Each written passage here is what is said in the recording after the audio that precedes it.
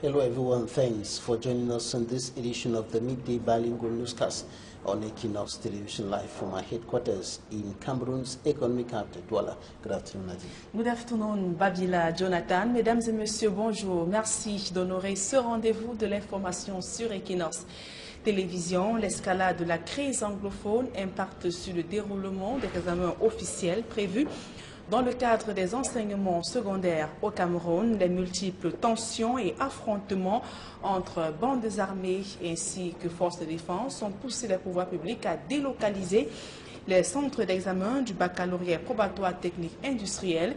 Ils sont environ 400 élèves venant de Tombel ainsi que de Bangem qui affrontent depuis hier les épreuves à Loum dans le département du Mongo. Jacquino Molon, Flavien Valondongo. Lycée technique de Loum, dans le département du Mongo. Les candidats au probatoire et baccalauréat technique subissent des contrôles systématiques avant leur entrée en salle d'examen.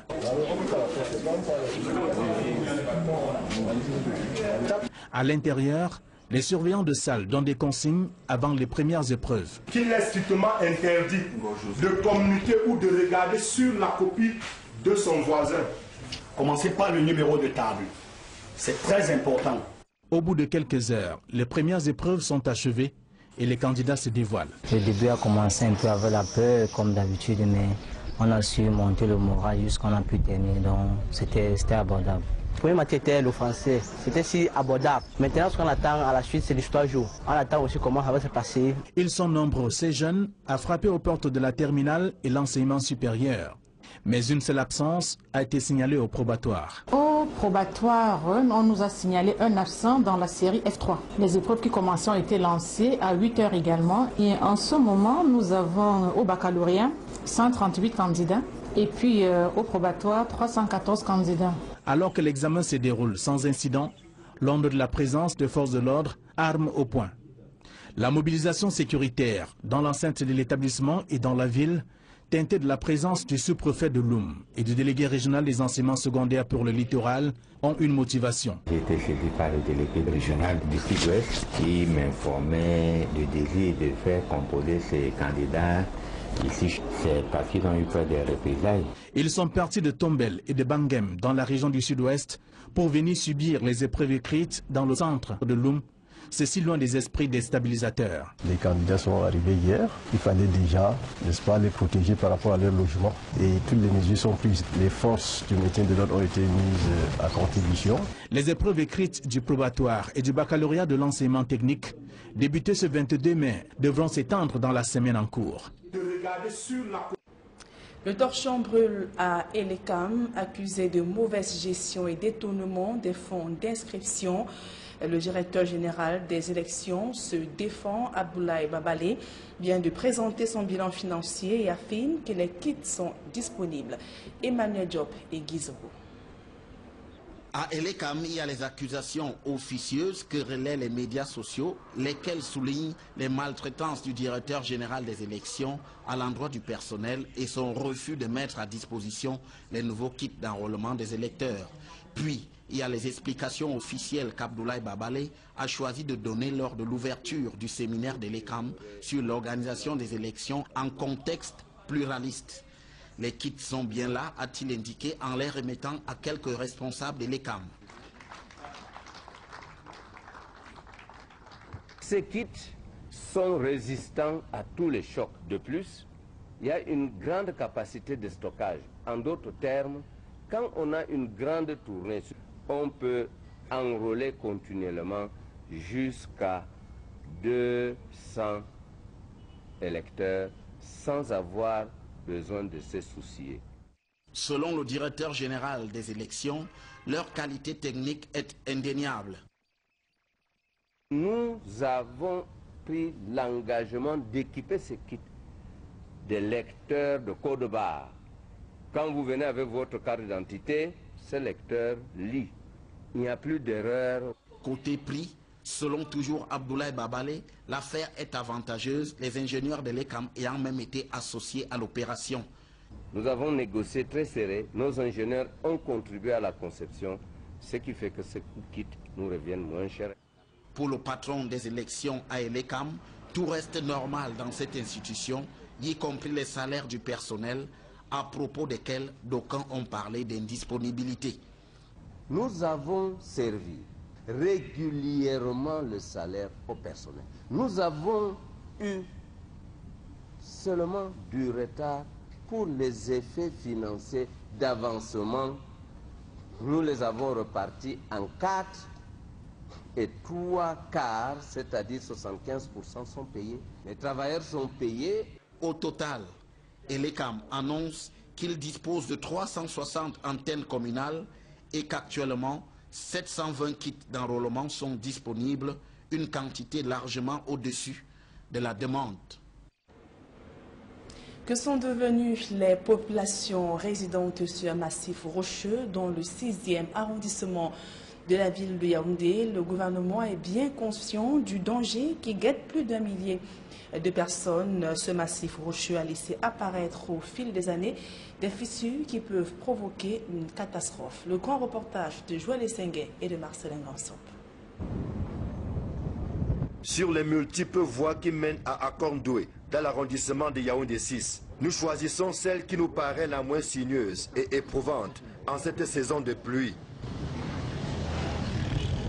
Sur l'une des routes en terre du quartier Etouguébé 2, nous apercevons la fameuse colline qui dévoile à distance le massif rocheux qui alimente tant les débats dans la capitale. Mais pour y arriver, l'on n'est pas loin d'un chemin de croix. Notre guide nous prépare à affronter une colline qui est interdite aux inaptes et à ceux qui ont des soucis de santé. Nous allons essayer, autant que faire se peut, d'arriver, peut-être pas au pied du rocher, mais tout au moins dans les environs. Et ce n'est pas évident, tel qu'on peut le voir, il y a toute une colline qu'il faut affronter. Vous voyez que la moto arrive à grimper sans aucune difficulté. Nous allons voir si nous aussi, avec nos pieds, on pourra aller un peu plus loin pour toucher du doigt la préoccupation qui est celle des populations qui vivent de ce côté-ci. On y va. Nous amorçons la fameuse colline et au bout d'une quinzaine de minutes, nous voici au pied du rocher dont la fragmentation fait craindre le pire. Pourtant, de part et d'autre, plusieurs maisons d'habitation ont été construites et hébergent des centaines de familles. Des familles qui disent ne rien craindre. J'ai acheté le terrain, ça fait environ 10 ans. Hein. Non, il y avait les forêts, mais il y avait un habitant ici, là, c'est ici. Il y avait les autres là-bas derrière. Vous n'avez pas eu peur de venir acheter un terrain ici? Non, on n'a pas eu de peur. Parce que moi, avant d'acheter, je suis allé chez le père qui m'a vendu ça. J'ai vu le truc là. J'ai demandé le père c'est comment? Il a dit non. Quand on nous a accouchés, ils ont trouvé ça comme ça. C'est pour ça que moi, j'ai eu le courage d'acheter. Et il y a ma maman ici encore. Elle dit qu'elle a fait 70 ans ici là. Mais elle a trouvé ça comme ça. À ma surprise, je vois, on dit que la pierre est cassée, ça a explosé, ça m'a surpris. Je suis là plus de 40 ans. La pierre est là comme ça. C'était déjà cassé comme ça? Comme ça là depuis. Voilà une maman qui était née ici là avec la pierre là. La mère, si c'est le village ici. La pierre est là. Nous on cueille les mangues là-bas. La maman en question, la voici. Christine Otélé, c'est son nom. Elle a poussé son premier cri en 1937. Elle connaît trop bien l'histoire de la pierre d'Akondoué pour se laisser intimider par ceux qui projettent le pire, un jour ou un autre. Le rocher là, parce qu'on avait abattu les gros arbres qui étaient là. Raison pour laquelle ça se voit. Il y a même l'eau. Tout l'eau qu'on utilise là-bas en bas, ça sort de là. Voici mon champ. On ne peut pas, c'est naturel. Avant même que je ne vienne en mariage, on venait ici. Nos arrière-grands-parents étaient vivants. Il n'y a aucun bruit là-bas. Rien. Donc depuis que vous êtes là, vraiment... Rien. Il n'y a aucun problème là-bas en haut. L'ancien chef et mon mari partaient souvent tendre les pieds là-bas. Comme c'était encore la brousse, quand il part, j'amène la corbeille. Parce que je vais amener les gibiers et les épaures quoi. L'on apprend que c'est la déforestation qui a dévoilé le visage de ce massif rocheux situé à cheval entre les arrondissements de Yaoundé 6 et de Yaoundé 7. Malgré la fissure dont la simple vue ferait perdre l'appétit à plus d'un, les populations se sont installées au fil des ans et pratiquent même l'agriculture ainsi que la chasse. Pour elles, c'est un lieu propice au développement de l'industrie touristique. Rien à voir avec l'apocalypse que prédisent certains. Ça, c'est un lieu touristique pour moi. On peut créer ça comme un lieu touristique. Parce qu'il y a ces grands dedans, il y a les chambres même. La pierre est là comme ça, là. Ça, c'est tout un village de gens. Ben, si, les gens qui ont déjà fait plus de 100 ans ici, ils n'ont pas eu le problème. Moi, qui suis venu hier, il y a quoi qui va aller chez moi? Moi, je vais pas là-bas presque chaque jour avec des enfants. Il y a quoi là-bas? Il y a seulement la pente là.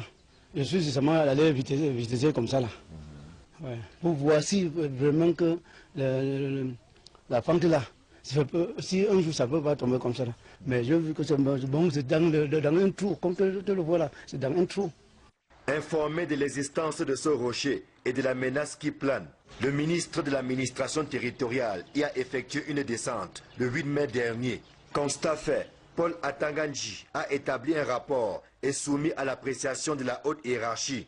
Pour l'instant, le déguerpissement n'est pas encore à l'ordre du jour. Le ministre a dit qu'il ne veut pas que les gens soient très proches, mais il faut sensibiliser seulement les gens, c'est tout. On n'a pas dit qu'on va limiter les gens ou casser les gens, je n'ai rien suivi. N'empêche que la colline d'Akordoué fait partie des zones à risque, relevant du domaine public naturel de l'État, à l'instar des marécages, qui ne se comptent pas dans l'arrondissement de Yaoundé 6. Ce sont donc des zones non constructibles, qui trouvent pourtant toujours des preneurs, en quête de terrain, au prix abordable.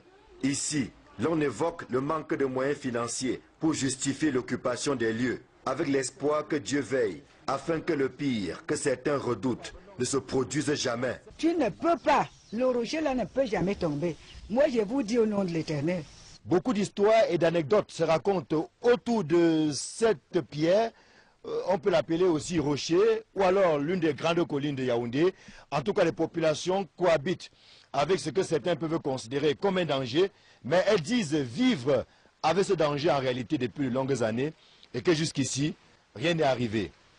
Ici, Joël Esseng et Marcelin Gansop, sous la pluie battante déjà, pour Equinox Télévision. Ce public reportage à présent, les principaux brasseurs du Cameroun main dans la main pour la consolidation de leurs activités et de s'assurer d'une consommation responsable de leurs produits. Reportage. Ils sont 5, en fait, les brasseurs les plus réputés du Cameroun. Et leur pari est qu'ensemble, ils peuvent mieux défendre leurs intérêts communs et promouvoir la consommation responsable de l'alcool.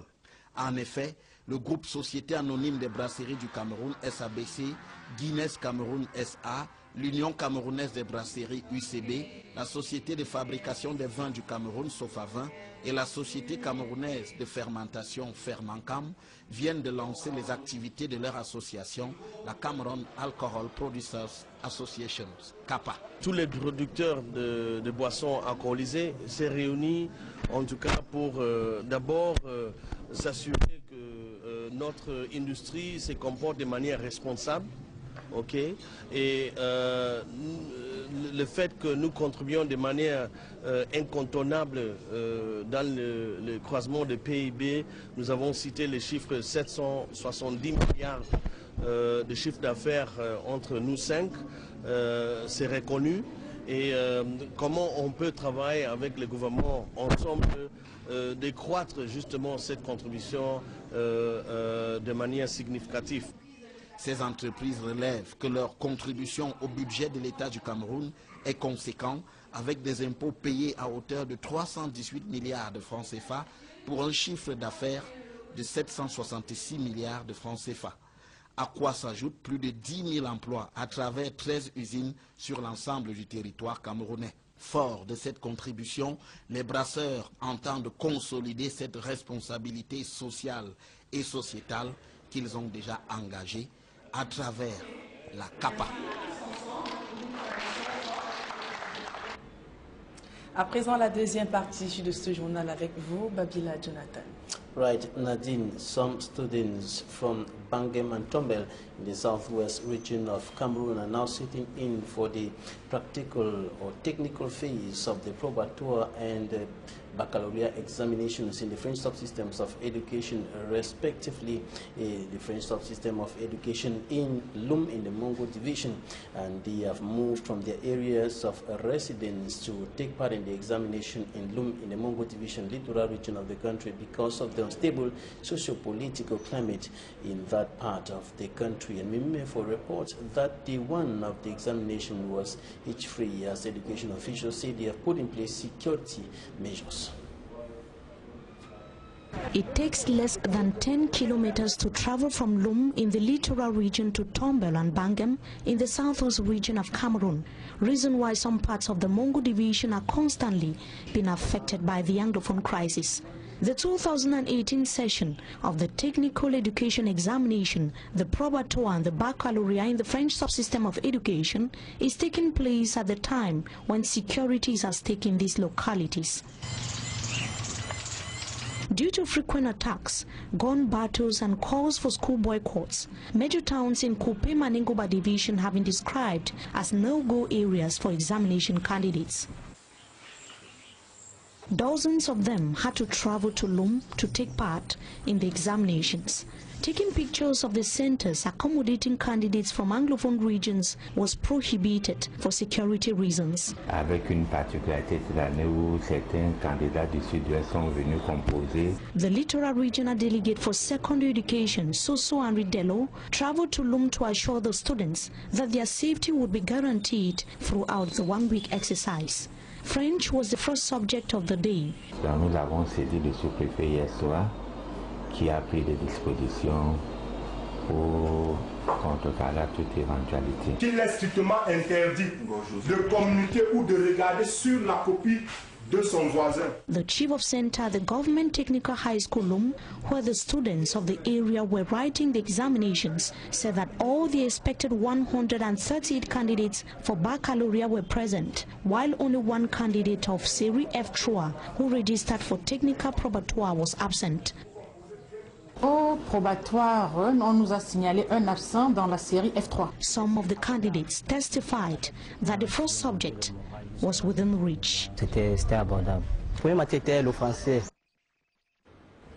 Here in the economic capital, Douala, inhabitants of Block 7, Beseke Choe neighborhood in the Douala 4 subdivision are calling on local authorities to save them from constant floods. Water is entering their houses as a result of a poor drainage pattern constructed in that part of the country's economic capital, Douala. Manjik and Gabriel reports.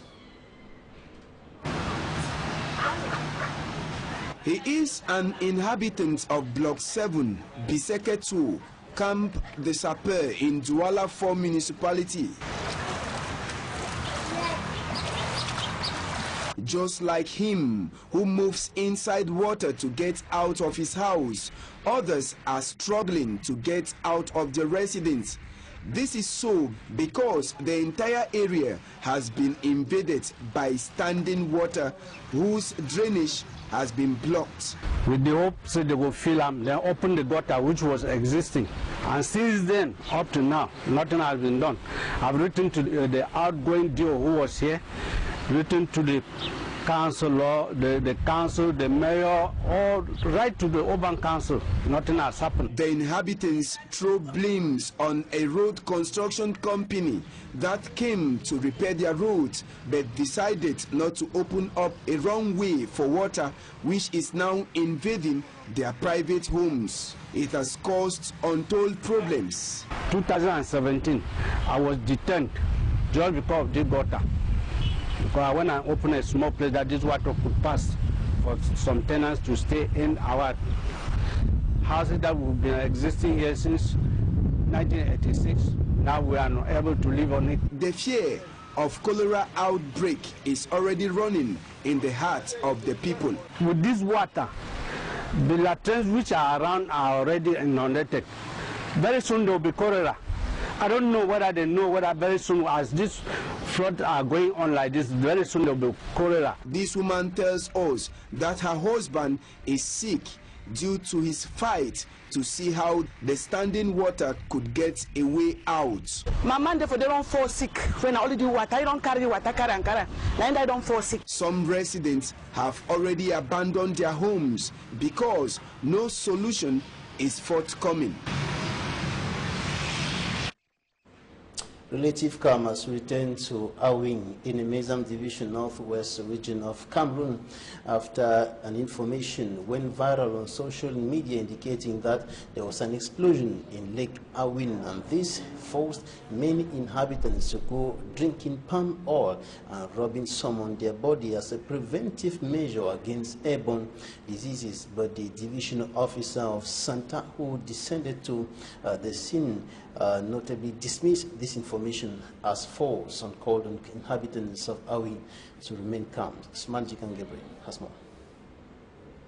Images of several Bamenda inhabitants flooded the social media Saturday, as well as short fun videos, all portraying the inhabitants consuming and rubbing palm oil on their bodies.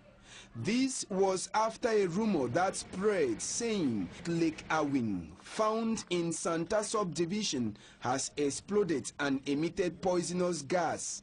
As a preventive means, inhabitants were forced to use palm oil.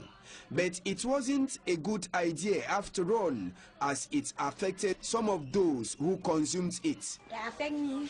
My nose was too much crashing. It was very horrible. It was very bad too when many people were there putting it on their nose. It was somehow itchy, and it was paining in the nose. Informed about the situation, the divisional officer who descended to the scene debunked the rumors. Early in the morning, I instructed the brigade commander of me.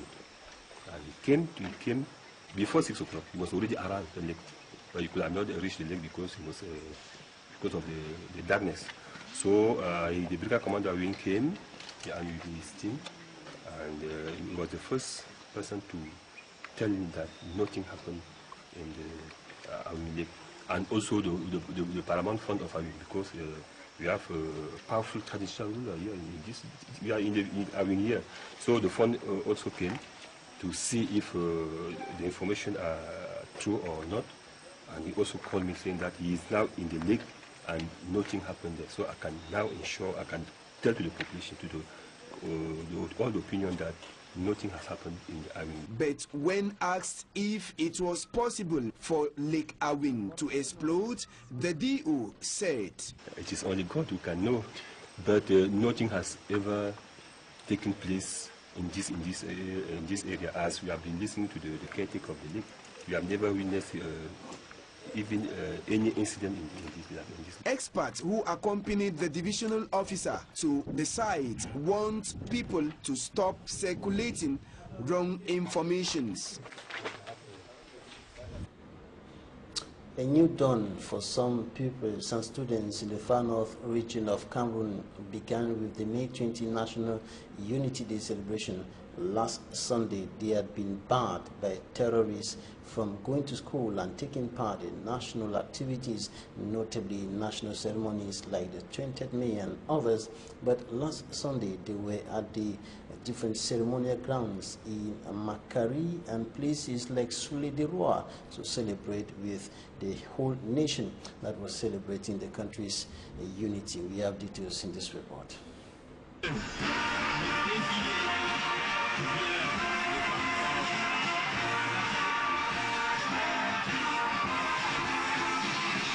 After several dead academic years in many parts of the far north region of Cameroon because of terrorist attacks, these pupils and students came out in their numbers to celebrate National Unity Day, an event they have not taken part in since suspected Boko Haram militants began increasing the rate of attacks on the region's schools, markets and other areas of population concentration. Some came from Makiri in the Logun and Sharu division and others from Sulideroa in the Mati Chanaga division under the protection of Cameroonian security and defense forces, while vigilante groups were on alert, checking against any possible incursion of terrorists.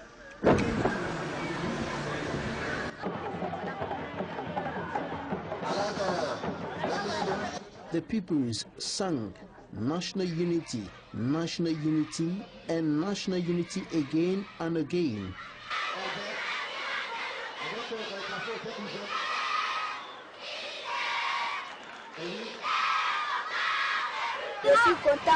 And they are happy to take part in a national event again.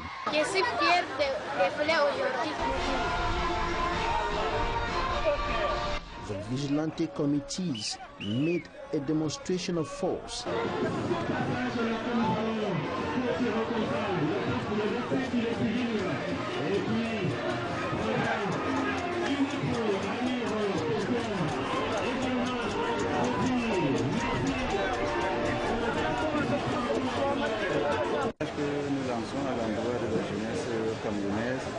In Sulideroa, the division officer, Abdoulaye Moussa Ousmane, urged young people to be patriotic, hardworking and disciplined.